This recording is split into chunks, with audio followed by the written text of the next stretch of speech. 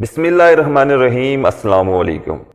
سری لنکا کی حکومت نے جمعرات کو کورونا وائرس سے متاثر ہو کر ہلاک ہونے والے افراد کی لاشوں کو جلائے جانے کے حکم کو تبدیل کر دیا ہے۔ اب ان افراد کی آخری رسومات کو تدفین اور جلایا جانا دونوں طریقوں سے ادا کیا جا سکے گا۔ سری لنکن حکومت کی جانب سے قانون میں یہ تبدیلی پاکستان کے وزیر اعظم عمران خان کے دورے کے اختتام کے چند ہی گھنٹوں کے بعد سامنے آئی ہے۔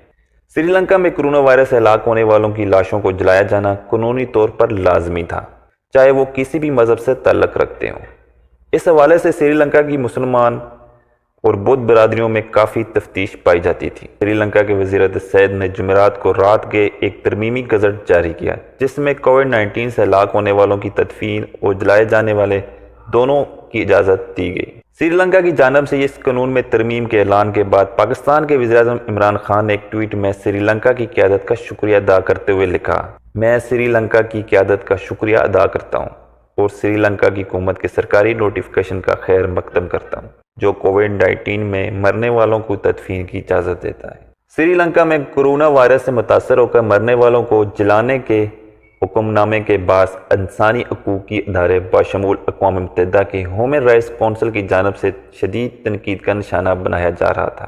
اس اقدام کی وجہ سے مسلمان اور بدھ مذہب کے پیروکاروں کے لیے جذبات مجروح ہوتے تھے۔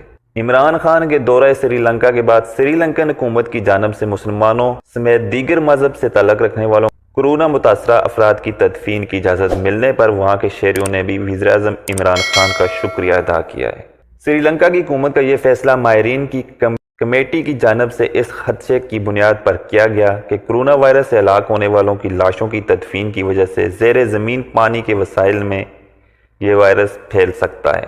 اس کمیٹی میں کون ہے اور ان کی کیا کوالیفیکیشنز ہیں، یہ بات ابھی تک واضح نہیں کہ حکومت کووڈ-19 سے مرنے والے مسلمان شہریوں کو دفنانے کی اجازت دے گی۔